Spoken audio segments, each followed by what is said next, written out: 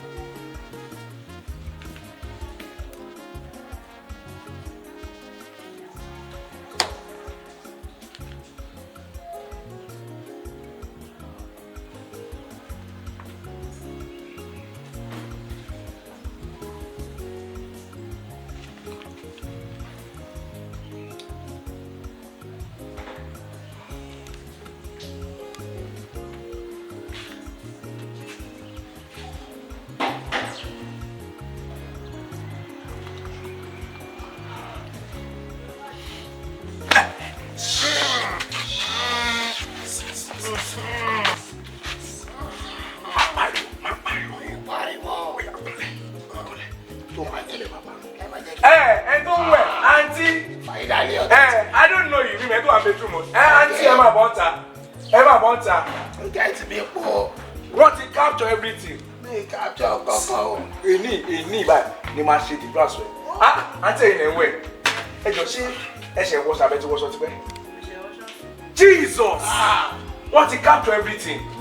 No. Everything want to capture. Few ones in the book I show. Few ones in the Few ones. Then if you ones. Yeah. Few ones. Take you. Okay. Take you, my worry. Shall I name? You might be share even not dressing in Abi. According to him, she's Latin room. What's in party? I judge. I she right. I judge. So what's your name?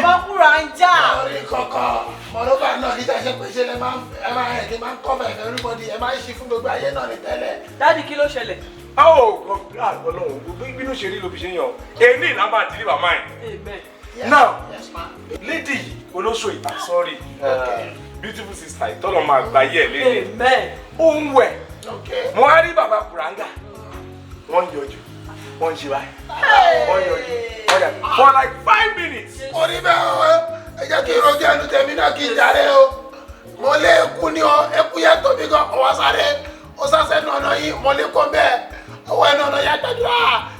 Jésù mo lè kó bẹ̀ wà bọ̀ báyìí ó bọ̀ báyìí ojú àwọn mi bẹ̀ wọ̀ bẹ̀ wọ́n á yí kó máa wọ̀ mí fẹ́ bọ̀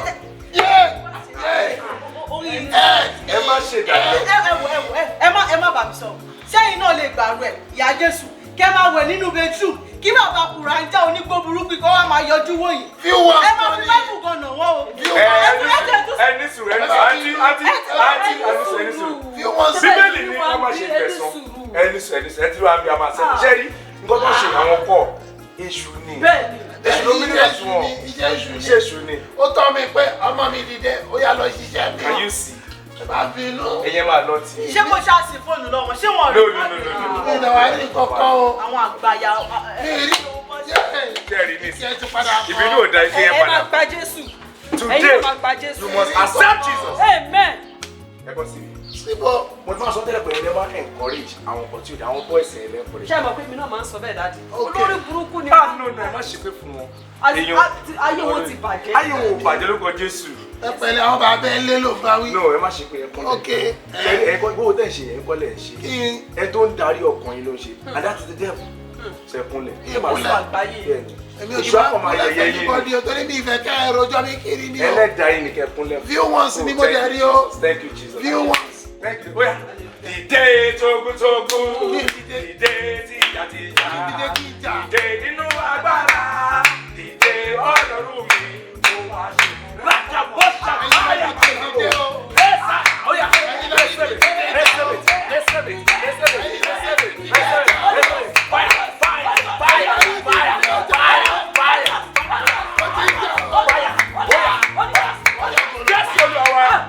Máa sọ tẹ̀lé mi. Jésù Olúwa. Jésù Olúwa. Ó yẹ sọ Jésù bẹ́ẹ̀. Olúwa. Ok. Dandan ni Jésù. Sọ pé Jésù Olúwa. Jésù Olúwa. Ṣàánú mi. Ṣàánú gbogbo wa tá a gbẹnu lẹ́yìn o. Wá wọnú ayé mi lénìí. Ẹni pé Kó wọnú ayé mi sọ bẹ́ẹ̀.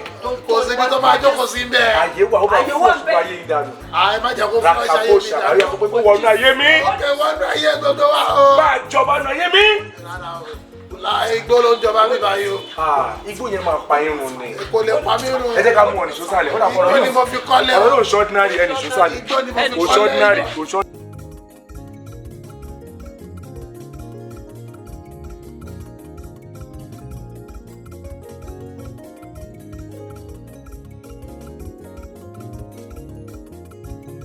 Kíyèsí, Ọlọ́run ò sọ bẹ́ẹ̀. Òun ló rán mi létí. Sísá mi.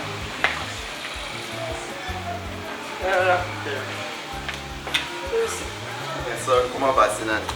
Pé pé ó jọ pé fẹ́ jáde. Mo jáde. Sorry. Ọ̀rọ̀ kan báyìí tẹ́ bá mi sọ nígbà ọ̀rọ̀ pé gba Jésù. Pé kẹ́ fàyè mi fún Jésù. Mo ti wá, mo ti jókòó, mo ti rò ó. Mo ti ṣetán. Ọlọ́run ṣeun. Ẹ ti ṣetán Mo ṣe láti fàyè mi fún Jésù. Exactly. Ọlọ́run ṣeun. Thank you Jesus. Thank you. Àmọ́ kan tó wá wà níbẹ̀ ni wípé gẹ́gẹ́ bí ọ̀rọ̀ ìjọ tẹ́ a jọ ń sọ̀rọ̀ ọ̀rọ̀ tẹ́ sọ wípé Bíbélì ní pé ẹni méjì sàn ju ẹnì kan lọ. Bíbélì ló sọ bẹ́ẹ̀. Mo máa ń rò pé bá kí n tẹ̀lé ọ̀rọ̀ Bíbélì yẹn kí n wá ẹni tí màá fi ṣe kejì ara tájọ máa kọ́wọ́ rìn nínú ìgbàgbọ́. Pé kájọ máa ṣe vigil, kájọ máa lọ Bible study. Kò sí kájọ wàhálà. máa ṣe ẹ̀gẹ́ but bí a kì í ṣàlàyé kó lè yé yín dáadáa. Kan tí mò ń try láti sọ ni wípé tẹ́ ẹ̀ bá ní mind. Ẹ sọ̀rọ̀ kí ló wà nù kájọ ṣe vigil, kájọ ṣe prayer, kájọ ṣe fasting. Kì í ṣe pé bí a kò sí nǹkan kan tó wà níbẹ̀ gẹ́gẹ́ bẹ́ẹ̀ ṣe sọ bẹ́ẹ̀ á wù mí kémi àti yín kájọ wà. Ó ń tọ́ ẹ ní o, àánú. Yóò ìfagàbọ̀. Jésù dárí jọmọ ti ń jẹ́ kí n máa sọ̀sọ̀kúsọ. Ó ń tọ́ ẹ ní o. Inú mi tẹ̀sí ń dùn, mo ti ń ṣe thank you jọ kó fẹ́ gba Jésù. So you want to start doing the parting with Mi ṣe bá tí alàgbà ìfarabalẹ̀. Ẹ kí wàá ní kan jí ni tó ń sọ pé kẹjọ. Nǹkan tí mò ń try láti sọ fún ọ ni wípé àwọn ló wàásù Jésù. Àṣọ. Mo dẹ̀ ti ṣetán láti tẹ̀lé Jésù. Ṣùgbọ́n ẹ mọ̀ pé tí máa fẹ́ tẹ̀lé Jésù yẹ kí n tẹ̀lé àwọn náà. Ẹ má wọrí, ẹ pàṣẹ gbogbo Jésù lẹ wàásù yẹ, ẹ pàṣẹ fún mi. Jẹ́kì mi jẹ́ wàásù fún mi, máa bọ̀ nílé.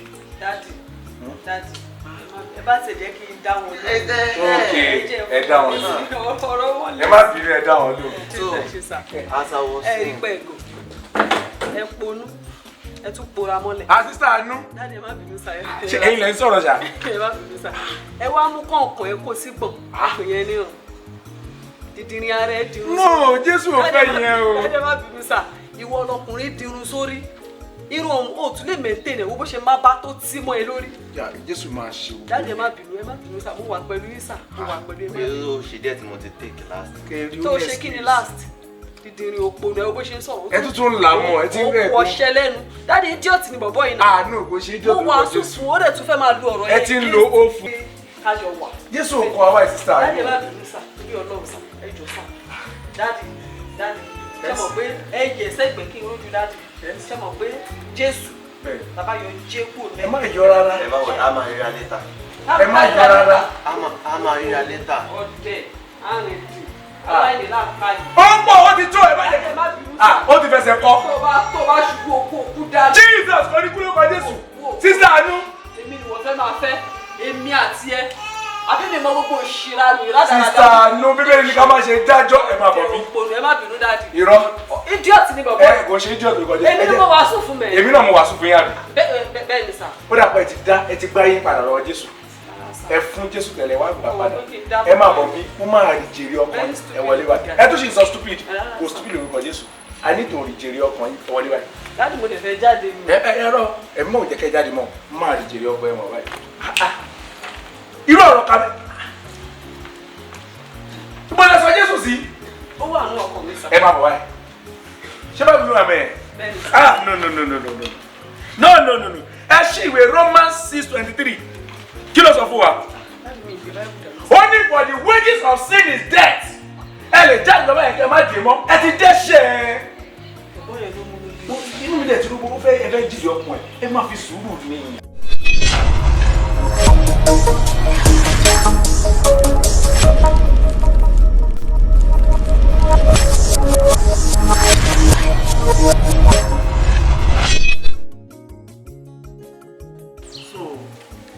bẹ́ẹ̀ ti gba Jésù yẹn I'm very happy. àmì ìdẹ́kú dàbí àwọn ilé wọ́n wọlé àṣìṣe báwọn náà ìjókòó sí ẹ̀rí ilé ìdójókòó yìí Catholic priest láti but now gbogbo obìnrin ló yẹ so bẹ́ẹ̀ sọ pé o ti gba Jésù as your Lord and Saviour tó ń fèlè fọ̀ ó ń lọ church dáadáa mọ́mí God bless you àgbà Jésù nísìnyí àgbà Jésù dandan ni mo pè é látẹ̀ ìmọ̀ tí ẹ ṣe ń pè rẹ̀ lè dáhùn. mo gbé ọkà náà wá mo wá ní kí n paná ní ìdílé kan tó máa bọ̀ oúnjẹ rẹ gbé kaná ẹ sáà tí mo fọ́ ọ̀sán lẹ máa jẹ. bẹ́ẹ̀ àwa mo ní kí n ṣe gbogbo ìdílé kó tó dìrọ̀. bẹ́ẹ̀ torí àwẹ̀ arábìnrin ló wá bá mi mo ní kán tó sàn ọdún mo ní kán kó dànù àwọn kan gba ẹni àwọn pọ̀ sí irú ìjọba ọ̀hún la máa ń gbà. bá a wà. mo yẹ sọ smile ẹbí mo sọ fún mi dàpọ̀ ọmọ Ọlọ́run ṣé mo ń kó tàbá bẹ̀rẹ̀ kí n fẹ́ preach mo ń kó tiẹ̀ ló ń parí ẹ̀ mo ń kó tiẹ̀ ó ń parí ẹ̀ wọ́n ní wúwo àyè wọ́n ní I am a child of God in fact akọni ni nínú ìjọ. irú àwọn èèyàn báyìí ra ń wá nínú ọmọ ìjọba àwọn ọmọ Jésù bá ń fẹ́ nílé torí gbogbo ẹni bá wà nílé dandan rẹ kó gbà Jésù. dandan ni. dandan rẹ kó gbà Jésù. o ti gbọ́ báyẹn ilé wa ilé Ọlọ́run dandan ni kó gbà Jésù kíní burúkú kan wà nílé representative èṣù kan wà nílé tí a dẹ̀ máa fi àdúrà ṣẹ́gun ẹ̀ wo tó bá ti rí sá fún un róòmù ẹ̀ sá fún ó wà á ti pín ní láti orúkọ ẹ̀fọ́ ó pa báyìí ó ní òǹgbà báyìí ó ń lògò dúdú sá fún un má súnmọ́ rárá òun ló bá yé ẹ lè jẹ àti tó jókòó ẹ náà ló bá yé ẹ yìí wọ́n á máa mú gbogbo ẹni àwọn má jọ ìwọ̀n ṣé mo fẹ́ lọ ìjọba ọ̀run ó fẹ́ lọ́run àpáàdì wọ́n mi ẹ̀ ti rí kò tẹ̀ ṣe gbọ́ orúkọ rẹ̀ ní ọmọ táyé wọ́n ti mọ̀ pé ọmọ Jésù wọ́n jẹ́ ń wàkúwà àwọn gbogbo àwọn ikú ìdílé yìí dandan ni wọ́n máa gbà Jésù. Johnny asáwò náà ọmọ ẹ̀ tí ń kó sílẹ̀ Jesus forgive me wọ́n ti ń pọ́líṣì snacks lẹ́nu náà mo tún bẹ̀rẹ̀ sọ asáwò náà wọ́n mi ń ṣe ìyàtọ̀ ọ̀ so róòmù yẹn wà lókè bẹ́ẹ̀ pàpọ̀ sórí àwọn jẹ́ láti wọlé wọ́n ti yàwó. wo àbọ̀ ìdíbà yẹn fúnra ẹ̀ ló máa padà sórúkọ ẹ̀ fún mi ó lè máa wọ ẹ̀gbẹ́ tó bu ayọ̀jú rẹ̀ fún àti ẹ̀kún lẹ́tọ̀ dáadáa he's a very stupid man olú adájí kò sọ stupid kò fàyè fún Jésù rárá kò fàyè ẹ̀ fún Jésù rárá tọ̀ so o ní sí wàá gbé ẹ̀rọ ẹ̀ ló ń fọ̀ lókè yẹn ibẹ̀ ni tó bá ní anything o lè ráwọn ọmọ mi wá sọ ẹbí so I welcome you guys carry your bag. Gbogbo ilẹ̀ máa ṣoríire. Àbí Jésù. Gbogbo ẹ̀yin wà nílẹ̀ ilẹ̀ máa gba Jésù pátápátá. Onífàlì pé náà lókè o. Kò lè dáàbò ọmọ yìí. Jesus forgive me. Jesus forgive me. Ó dẹ̀ jẹ́ kí n ṣe pé ṣé mi ni wòlíì báyìí tó pẹ́lá tí bá pẹ́lá sórí ẹ̀ wọ́. Wòlíì. Àdúrà la máa gbà. Káyé wọn tó yí padà sí láti. Kí la tó fẹ́ sọ? Kí la tó fẹ́ sọ? Táwọn ilé ò tí gbọ́. Jésù máa gbà. Àmì Jésù. Jésù máa gbà. Dandan rẹ̀ kàn ní Jésù. Wọ́n gbọ́dọ̀ ní o. Nínú ilé gbogbo wọn látòkèdè lẹ̀ wọ́n á gbà Jésù. Délé ìgbà tó wọlé kò ṣe ó ń ṣe òun ní ó kọ̀ mí lé. Tí mo pè é fún yẹn, mo mẹ́tíkẹ́tì lọ rẹ̀.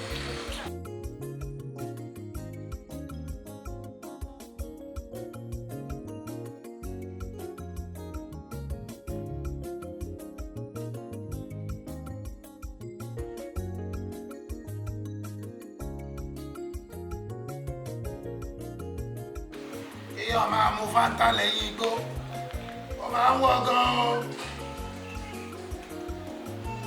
olówó mú gànjà. Èwo nínú yín ló lọ yàgbẹ́ tí kò flush? Èwo nínú yín ló yàgbẹ́ tí kò flush nínú ilé láì ṣe pé kò sí omi? Òórùn ti ba ayé yín jẹ́. Báwo lèèyàn ṣe máa jíde máa yàgbẹ́ tí ẹ̀ ní? Á jẹ́ pé ní ẹ̀rọ òṣàndín nìyẹn wò. Kí tiẹ̀ ní mò ń sọ náà, kò lè ju ìwà yín bàbá burúkú ìlọ. Torí kò lè jẹ́ àwọn ẹranko tó wà nílé kejì lọ́ máa wá yàgbẹ́ síbi tí wọn ò ní flush. Mo dẹ̀ mọ àwọn ọ̀rẹ́ tí mo ní wọn ò ní ẹ́fà yàgbẹ́ kó má flush láíláí. ọpọlọ bàbá ẹ lọ. Ẹ̀yin lẹ máa yàgbẹ́ yẹn torí gbogbo orí burúkú tẹ̀ mú yìí náà ó tó kéèyàn yàgbẹ́ kó dúdú bẹ́ẹ̀ yẹn. ẹ náà ọmọ tó bá jẹun gidi òkè máa rú ṣé ìwọ ògbọ́n ni sórí nọ́mọ̀nọ́mọ̀ náà ó ní respect àìlèjà lójúlé bàbá mi ò débi o sórí kò síbi tí irú wáyé láti lè lu ọmọ pa you want to fight me you face me directly àwọn oníbàbẹ́ olùbáwí ilé. Táwa ló bẹ̀rù yín tẹ́lẹ̀. ó bẹ ta. Bẹ́ẹ̀ yín ṣe dúdú yẹn lọ́pọ̀lọ́ yín ṣe dúdú. Ọpọlọ Wọ́n ti mọ̀ bàbá pé ẹ̀. ìyẹn máa lọ yàgbẹ́ tí ẹ̀ ní flush. irú ẹ̀ kò tó ẹni tó máa bá mi Mo mọ̀ pé jà ìyẹn lọ fún yàgbẹ́ ọmọ bẹ́ẹ̀ ní flush ẹ̀yin bàbá òṣì burúkú. tí bá tiẹ̀ wá yàgbẹ́ sí toilet ṣe bó deposit ẹ̀ síbẹ̀ ni pé tó bí bá dẹ̀ ti dé o máa discharge ẹ̀ deposition tí mo ṣe òní wàá lọ fojú kó láàárọ̀ kùtùkùtù ló wá ń pariwo lé mi lórí. irú argumentative Ẹ̀wọ̀ ẹgbẹ́nu sọ̀hún jàre ẹ̀yin náà máa gbọ́rọ̀ burúkú tẹ̀sán ẹ̀yin dẹ́pọ́sìtì gbẹ síbẹ̀ ó jẹ́ bí owó irú rádaràda wo lélẹ̀ ìgànná láàárọ̀ kùtùkùtù olómọ yìí kéèyàn ṣì lè gbà ó ga o. Ọlọ́run tètè ṣe yanu fún mi kí n kóra mi kúrò ní ilé. ó lè rí ilé mi gbà. Ó ga o. ó bí má ti stop life mi wọ́n yẹn fẹ́ peace níbí báyìí. Lọ ṣe tí ó bá ti bá yín lára. Ẹ wò ẹ bá mọ̀ pé níṣẹ́ ṣe lórí sísítẹ́ẹ̀mù yìí wọ́n dẹ̀ ń distract yìí ẹ rọra padà sókè jẹ́jẹ́ kí lọ ṣiṣẹ́ yìí. Ṣé láwọn eléyìí wọn ò tí ì ṣe nǹkan kan lójú yín rárá? Kékeré ni tó ń ṣe ṣe báwọn méjì péré ni tí gbogbo wọn bá dé tán tó bá dé tán ẹ̀rọ lẹ́lẹ́ta ọdún tó dáa lójú pé àwọn tá a gba Jésù Ọlọ́run á lò wá láti yí ayé wọn padà. ẹ paracetamol ní gbogbo yìí ọlọ́run máa lò yìí tọ́lẹ́yẹ kọ̀ọ̀kan ní a máa lò yìí méjì mẹ́ta. àwọn wèrè ẹni lógo wèrè bọ̀dà nọ́ọ̀mọ̀ wèrè. ìmúra nìkan náà wà ọmọdé ìṣẹ́ pé máa jẹ́ táyà ìwọ ọmọdé ìṣẹ́. orí rárá rárá ó dàbí àjẹkù àjẹ. lọ́sì gànjà o gànjà.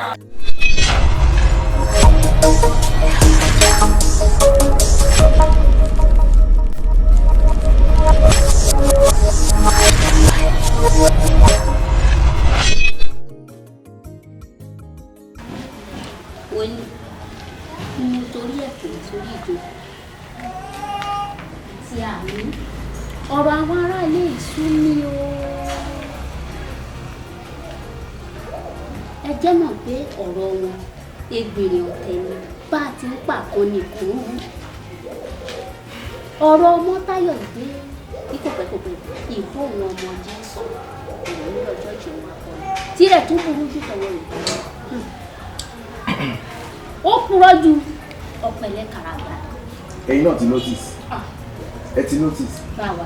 àná ṣẹ́rọ ọmọ yẹn wolf tó daṣọ sheep bọ́ra ẹ̀ ṣé rírọ́ tó pa fún mi ní ìjọ kan ìyanu kò ṣẹlẹ̀ náà ayé ẹ̀ sórí Christmas eléyìí tó ń bọ̀ yìí wà rẹ́ nìyẹn pa àwọn ọmọ ènìyàn tọrọ bẹ́ẹ̀ Jésù ní àwọn ẹ pè mí lálẹ́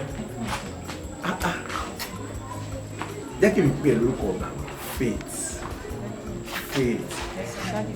mo invite ẹ sí church powerful crusade tó bá wọ ìránṣẹ́ Ọlọ́run tá a gbé wá ìránṣẹ́ Ọlọ́run àlàyé ká gbá bóyá ń rí prophecy orí tó ń ju prophecy ilẹ̀ tó ń rí vision lẹ́ni kó wá lánàá kí ló dé. ó dé má ṣe bẹ́ẹ̀ o kí ló ṣe bẹ́ẹ̀. mo ti kúrò lẹ bó ṣe sọ fún mi yẹn mo respect mi tí mo ti rò pé màá wá atọ́làtọ́ náà yíba class mo wá kúrò nílé ṣá pé kí n lè máa bọ̀ mọ́tò tí mo wọ̀ ló bá ní ẹ̀wọ̀ accident yẹn ó tọ̀ fún mi. Jesus. honestly kò sẹ́yìn wọ́n ti survive the mọ́tò yẹn mo serious. ẹni mọ́tò tẹ wá. Mọ́tò tí mo wọ̀ ẹ dúró ṣé ẹ wo mọ́tò kan mo wọ̀ ọ̀kadà mo gbé. àbí báísíkù. ẹ wo ilé ìtẹ́ ẹ bá ti gbé bọ́ ó yẹ kó ti yé mẹ́yìn. ṣùgbọ́n ló kó wà pẹ̀lú ẹ̀. àmín ìyanu tó ṣẹlẹ̀ Jésù yẹ ọ. àmín àtẹ̀wọ́. èṣù ó rọmọ bí o èṣù gàmà òwe ṣé mi ni mo kọ ọmọ ẹ̀ nírọ́ oní nobody survived. ọlọ́run á gbọ́ wọn.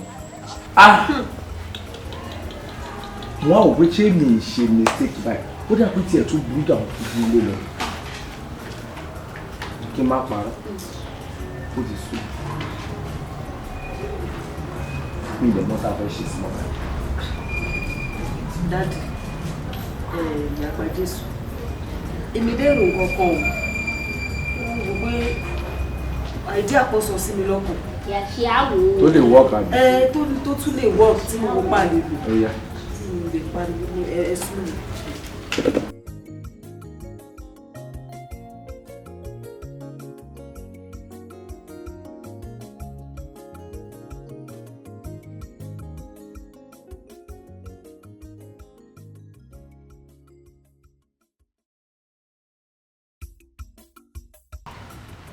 tẹ́ ẹ̀ bá ti ẹ̀ respect ní ìpàdé respect ọ̀nà mo ní praise the Lord ẹ̀ ṣàlùyà. hallelujah. praise the Lord. hallelujah. wọ́n ní ẹ̀ a pe ìpàdé tó ní tí ẹ pé ìpàdé tí a pè irú ẹ̀ rí tí ẹ pé tí pẹ́ láti something like that. now ibo lọ rẹ yín lọ. tó ti jáde lónìí tó ti jáde látàrí. látàná àbí mọ́tò tí mo rí tó wá gbé lánàá ẹ̀ wọ́n ti gbé lọ ẹ̀ ṣé ẹ ti wo Facebook ṣé ẹ ti wo TikTok kọ́mà ti lò. ṣé torí tiẹ̀ lẹ ṣe pé meeting ṣé torí ọ̀rẹ́ wa lẹ ṣe pé meeting ẹ̀ dẹ̀ go straight to the point. kọ́mà ti lò àyè kọ́lọ́ káwọn olóyìn bá dé àwọn èjì náírà. gẹ́gẹ́ bí mẹ́mbà church ni. àná ìwọ mẹ́ńtọ̀ yìí dà.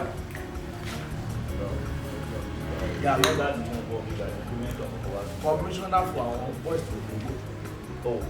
sọ̀rọ̀ pọ̀ bàbá kúrò àjà. Ẹ mọ̀ náà. Ìtìrì máa ń lé náà. Kó tiẹ̀ má dé mọ́. Ẹ sọ kókó ìdìbò wa. Kó tiẹ̀ má dé mọ́. Kí ni mítì wà fún mi? Á fún ètùtù ìjọ. ó sún mi o. ẹni bá ní ẹ máa bọ̀ nìkan láàrin ìdè bá lé o. Ọmọ akin ni bàbá kúrò àjà yìí. Ọmọ akin. Hello. Jesus dey dákẹ́. ẹ má bínú. Hello. mo sáré yà mí. Apology accepted. Bàbá kúrò àjà. ó yàgbẹ́ lọ́nà mo yàgbẹ́ lọ́nà. Mo yàgbẹ́ lọ́nà. Ṣé ló báyìí máa ń ta bàṣà? Rárá mo ti fi ewé nù yìí. Ọlọ́run ti déwé fún aláti lò mo ti fi lórí. Ọ̀dà bàbá. Well, hello, don't do that. Don't do that. Don't do that.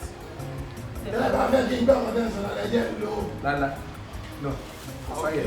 Now, how I waste time with àwọn tó náà wọ́n sì jáde. Mama, over to you. Gbèrè wọ́n ni yẹn. Má pàṣẹ gọ́ọ̀mù yẹn mọ́.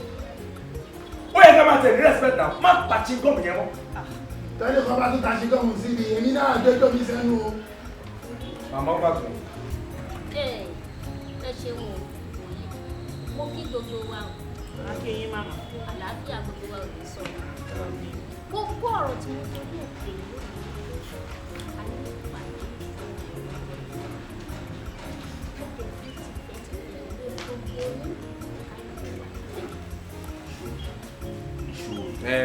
vigil, praise vigil. Praise and prayer. Ìdí tẹ̀sí pé meeting, I don't understand. Ìṣòro. Tó máa jẹ́ mi lára, like ìwọ́n tẹ̀ ń ṣe àti sọ ni. Ẹ ṣe àti sọ pé ẹ fẹ́ ṣe ṣòro. Ẹ fẹ́ ṣe ṣòro. Wọ́n fẹ́ kí o wà. Àwọn kẹta máa yọ jẹ́rò Jésù kí ló máa èṣù ni. Èṣù ni. Ẹsẹ̀ kí ni? Ẹ fẹ́ pa ọmọdé ìdílé igi. Àti Nàzá o. Àwọn ọmọ orúlẹ̀ yìí jọ. Ẹ̀yin lọ ṣe church fún ẹ̀yin lọ tẹ́ bá ní. Pray for us. Ó ní wèrè. Bíbélì gbọ́ sọ ó ní gbàdúrà fún ọmọ làkejì. Bọ́lọ̀ pé ya Jésù lọ́mọ yìí ni. Gbogbo wa kọ́ la máa lọ church. ẹjọ bọ̀dá gíga. Ẹ sì máa ẹ má tó mi gbọ́dọ̀ gíga. Ṣé ẹ̀ mọ orúkọ mi ní àwọn ìgbà ilé? Rúbì lè yẹ. Makawai. Ó wà ní bíbélì tó ń kà náà. Ṣé òun lo ó fún nìsín? Ṣé o ṣe lo ó fún tọ́ nìsín? Bíbélì ní bọ̀wọ̀ fún ìyá àti bàbá rẹ̀. Ẹ̀yin bẹ́ẹ̀ bọ̀wọ̀ fọlọ́run yín. ẹni sùúrù sàmọ́tàyọ̀ ẹ̀gọ́ díẹ̀ ṣá o. Ẹ wo ṣẹ́gun kí ló dé bá màmá sọ̀rọ̀ bẹ́ẹ̀ yẹn. Mo máa ń respect. Wá ìsọ̀rọ̀ tí wá ní o. Mo máa ń da bọ́ ẹ pé ibi tó wáyé ká ti bá kí nǹkan máa bá kí nǹkan. Àwọn bá kí wọ́n máa ń dùn. ẹjọ kí lẹ fẹ́ ṣe ó lè fi lè dúró lè sí kí lẹ fẹ́ ṣe. Mo lè wọ́n yín o, tó bá lè wọ́n ní. Ṣé ọmọ ìfẹ́ ló ń gbèdè bọ̀ nínú rúùmù ni? dádì Tó ṣe gbogbo náà kábàárà sí bàbá èmi bàbá. ti mọ̀ pé irọ́ ni gbogbo ẹ̀ lọ́gbọ́dọ̀ sábẹ́rẹ́sá mo mọ̀ pé irọ́ ni mo mọ̀ bàbá jésù Ruby. everything I want. bàbá jésù grandma bàbá jésù àti ẹ bá rántí nígbà tó ọmọbìnrin iṣẹ́ wọlé ẹni wáyé ń gbé gẹ́gẹ́ bí ẹ̀yin náà rí mọ̀ pọ́mọ yẹn ní skúṣì lórí èmi náà mọ̀ pé orí burúkú tiẹ̀ máa jù. Ọ̀rọ̀ wa ló sọ wọ́n di bẹ́ẹ̀sì o. Ọ̀rọ̀ wa náà ló dé tún padà ṣe tí mo fẹ́ lọ gbogbo wa mo fẹ́ lọ wà ní ilé Ṣẹ́mọ̀ kan. nínú ilé yìí ẹ̀ tí rí kankan ìṣòro ọjọ́ mẹ́ta kan ọjọ́ méje Fẹ́dò. lórúkọ Jésù ẹ máa wọ ìgbà láti ṣe gbé lórí òkè báyìí. Ṣé bí rẹ́pẹ̀tẹ̀ dáàdì tiẹ̀? dájú ẹ lẹ́yìn méjèèjì. Èmi ló lọ fún. Kí ni tiẹ̀? dájú ẹ fi sọ́kùn bá ṣe jẹ́